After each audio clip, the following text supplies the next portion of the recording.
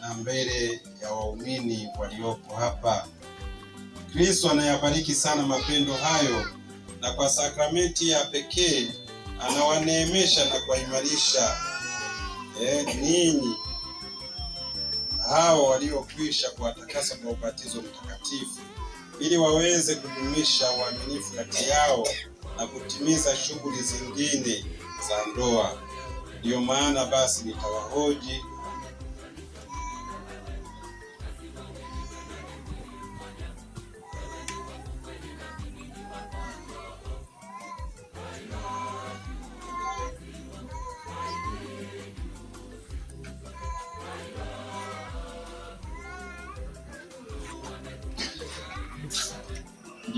sasa nitawahoji mbele ya kanisa juu ya hii nia yenu.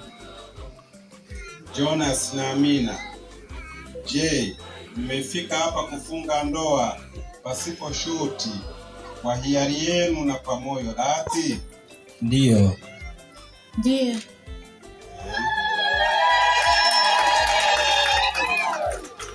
Yanatoka moyoni kweli au ni mpwembe? Je, mko tayari kuishi maisha ya ndoa, kupendana na kuheshimiana siku zote za maisha yenu? Ndiyo.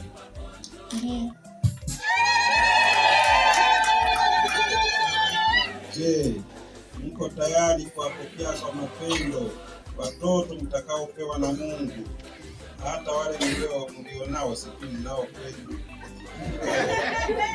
Mnao. Na wale ambao mnao tayari walea kama ilivyo sheria ya Kristo na kanisa lake? Ndiyo. Ndiyo.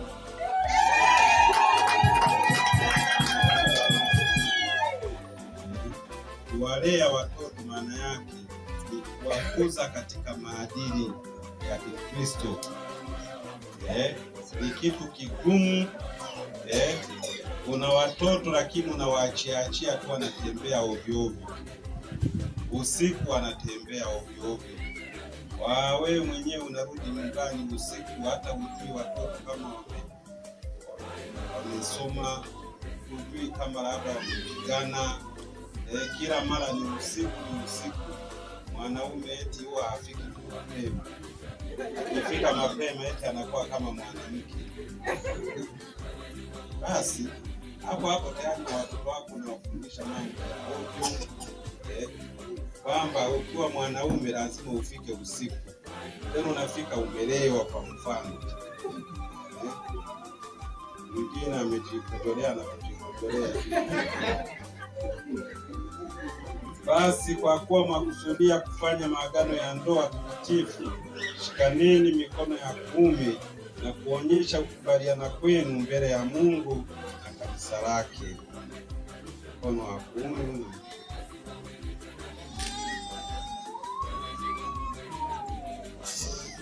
Sasa siku wanasoma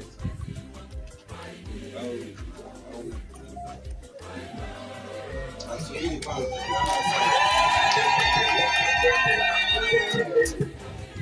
kama ni kweli.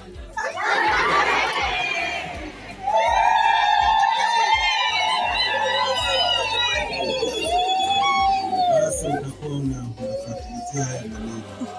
Mimi Jonas nakupokea wewe Amina, uwe mke wangu, na ninaahidi kuwa mwaminifu kwako katika raha na taabu, katika magonjwa na afya, kusudi nikupende na kukuheshimu siku zote za maisha yangu. Wewe Amina. Mimi Amina nakupokea wewe Jonas, uwe mume wangu, na ninaahidi kuwa mwaminifu kwako katika raha na taabu, katika magonjwa na afya, kusudi nikupende na kukuheshimu siku zote za maisha yangu.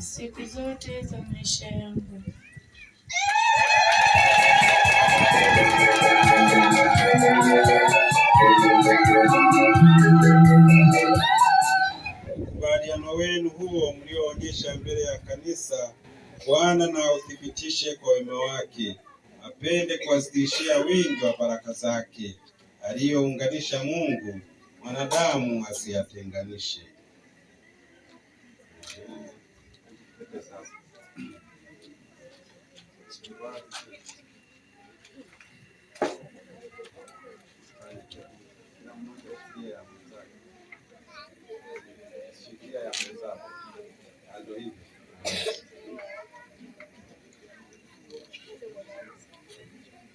Bwana azibariki pete hizi mtakazovikana, ziwe ishara ya mapendo na uaminifu.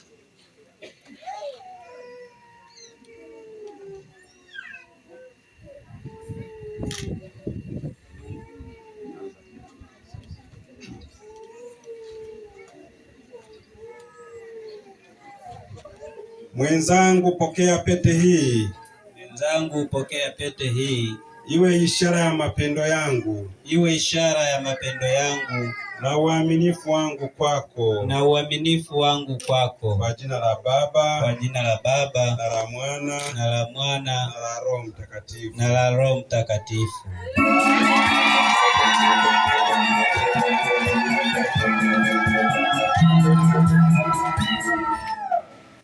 Fanyeni kwa mbwembwe.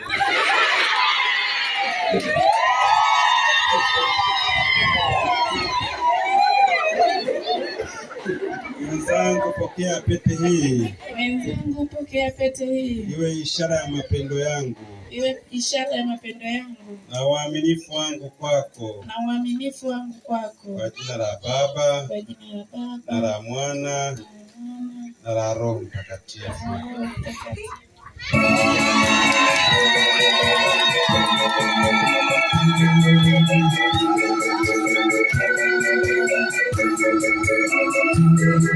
Basi Mwenyezi Mungu awabariki kwa jina la Baba, na la Mwana, na la Roho Mtakatifu.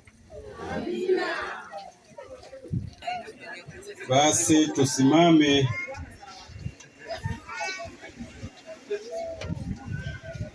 Ndugu zangu, tuwaombee hawa waliofunga ndoa mbele ya macho yetu.